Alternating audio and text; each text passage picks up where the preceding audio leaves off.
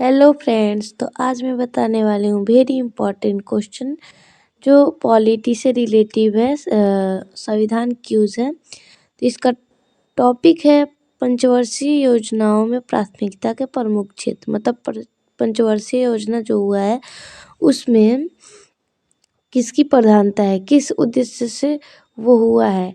क्योंकि अभी तक तो 12 पंचवर्षीय योजना हुआ है, तो उसमें प्राथमिकता के प्रमुख क्षेत्र हम लोग जानेंगे कि कौन से पहली पंचवर्षीय योजना में किसकी प्राथमिकता है, दूसरे में किसकी है। ऐसे करके हम जितने 12 हैं उसका विस्तार रूप से जानेंगे कि उसमें किसका प्राथमिकता है।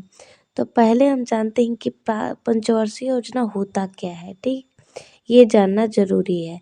तो पंचवर्षीय योजना हर 5 वर्ष के लिए केंद्र सरकार द्वारा हर 5 वर्ष के लिए केंद्र सरकार द्वारा देश के लोगों के आर्थिक और सामाजिक, इकोनॉमिक और सोशल, आर्थिक और सामाजिक विकास के लिए शुरू की जाती है।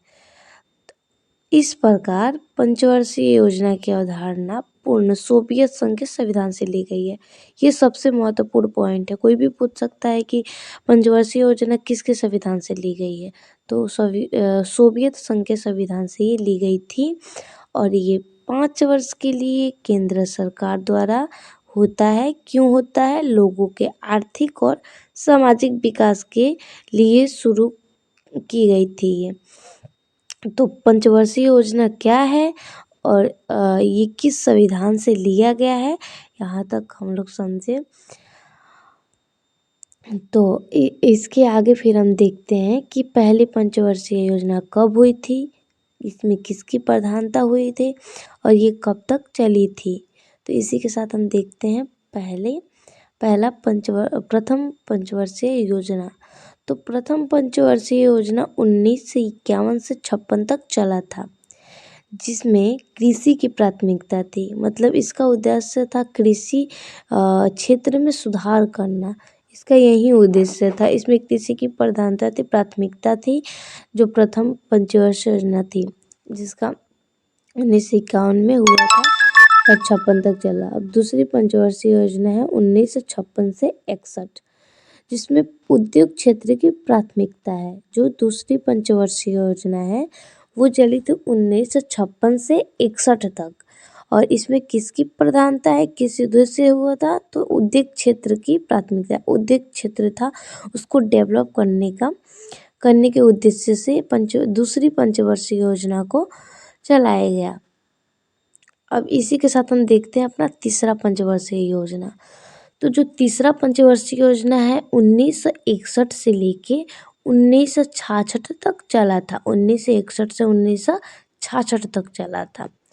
और इसमें अब प्रधानता देखते हैं तो इसमें कृषि और उद्योग दोनों की प्रधानता है, प्राथमिकता है। दोनों के क्षेत्र में डेवलप करना तीसरी पंचवर्षीय योजना का उद्देश्य है, जो हुआ था 1961 से 1966 में। जैसे प्रथम में कृषि की ओनली है, द्वितीय में उद्योग क्षेत्र की, और जो तीसरी है उसमें कृषि और उद्योग दोनों का कॉम्बिनेशन है। दोनों के क्षेत्र में विकास करना है।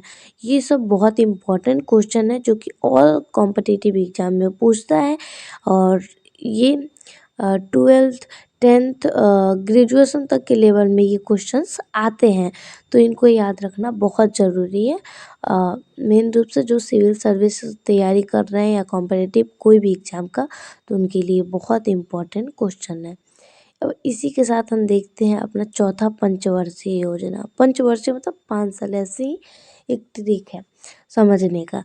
किसके द्वारा? तो केंद्र सरकार। तो पंचवर्षीय योजना चला था 1969 से लेके 74 तक। इसका कार्यकाल था 1969 से 1974 तक। अब इसमें प्राथमिकता देखते हैं तो न्याय के साथ गरीबी विकास का हटाया। मतलब न्याय, सबके साथ न्याय किया और जो गरीबी था उसको हटाया और विकास को बढ़ाया। पंचवर्षीय योजना जो चला था 1969 से 74 तक। अब इसी के साथ हम अपना देखते हैं पांचवा पंचवर्षीय योजना। तो जो पांचवा पंचवर्षीय योजना है वो चला 1974 से 1979 तक। फिर मैं रिपीट करती हूँ कि पांचवी पंचवर्षीय योजना 1974 से 1979 तक चला, जो गरीबी और आत्मनिर्भरता को हटाया। जो गरीबी थी और आत्मनिर्भरता उसको हटाया। अब है छठवा पंचवर्षीय योजना। तो छठवा पंचवर्षीय योजना का समय है 1980 से 1985। इसका 1980 से 1985, जिसमें प्राथमिकता किस मतलब क्षेत्र पे ज़्यादा जोर दिया गया। तो पांचवी जो योजना के रूप में वही जोर दिया। जो पांचवा में गरीबी और आत्मनिर्भरता को हटाया, उसी में वही छठवीं पंचवर्षीय योजना में भी किया गया। उसी उद्देश्य पर जोर दिया गया है, जो हुआ था 1980 से 85 तक। अब है हमारा सातवीं पंचवर्षीय योजना, जो हुआ था 1985 से 90। आइए देखते हैं इस पे प्राथमिकता क्षेत्र किसके। तो फूड प्रोडक्शन, रोजगार और उत्पादकता। फूड प्रोडक्शन, रोजगार को बढ़ाना, उत्पादकता को बढ़ाना, इसमें ये प्राथमिकता क्षेत्र है। इसी के उद्देश्य से ये सातवीं पंचवर्षीय योजना हुआ है और हुआ था 1985 से 1990 तक सातवीं पंचवर्षीय योजना हुआ था, जिसमें रोजगार उत्पादकता को बढ़ाने का प्रयास किया गया, इसका उद्देश्य था। तो इसी के साथ सातवीं पंचवर्षीय योजना के बाद हम देखते हैं कि आठवां जो पंचवर्षीय योजना था उसमें किसकी प्राथमिकता थी, वो कब तक चला था। तो जो आठवीं पंचवर्षीय योजना है वो चला 1992 से 97 तक। 1992 से 97 तक, जिसमें रोजगार सृजन, जनसंख्या का नियंत्रण, रोजगार को बढ़ाया गया, रोजगार सृजन को बढ़ाया गया, जनसंख्या का नियंत्रण मतलब जनसंख्या को रोकना। अब है नौवीं पंचवर्षीय योजना, जो चला 1997 से 2002 तक। 1997 से जो 2002 तक, जिसमें 7% की विकास दर, जैसे 7% जो विकास के दर में दिया गया, जिसको हम आरक्षण भी कह सकते हैं या डेवलपमेंट कह सकते हैं। तो नौवीं पंचवर्षीय योजना में यही हुआ, जो जिसका कार्यकाल 1997 से 2002 तक। अब इसी के साथ हम देखते हैं अपना 10वां पंचवर्षीय योजना, जो चला था 2002 से 2007 तक। 2002 से 2007 तक चला था 10वीं पंचवर्षीय योजना, जिसका उद्देश्य स्वरोजगार एवं संसाधनों और विकास, संसाधनों का में विकास करना, संसाधनों को बढ़ाना और विकास करना और रोजगार प्राप्त करवाना। 10वीं पंचवर्षीय योजना का उद्देश्य था, जो हुआ था 2002 से 2007 तक। अब इसी के साथ हम अपना देखते हैं 11वां पंचवर्षीय योजना, जो हुआ था 2002 से लेकर 2007 से लेकर 2012 तक। 11वीं पंचवर्षीय योजना 2007 से 2012 तक हुआ था, जिसका उद्देश्य था व्यापक और तेजी से विकास। इसका विकास था व्यापक रूप से तेजी से विकास करना, डेवलपमेंट करना, जिससे आर्थिक रूप और सामाजिक रूप में भी विकास हो। ये होता है केंद्र सरकार के द्वारा, ये याद रहे।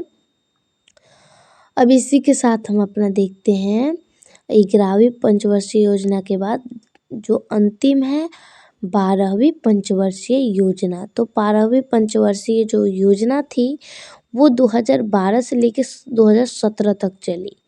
अब उसके बाद केंद्र सरकार द्वारा बनाना बंद कर दिया गया, नहीं बनाया।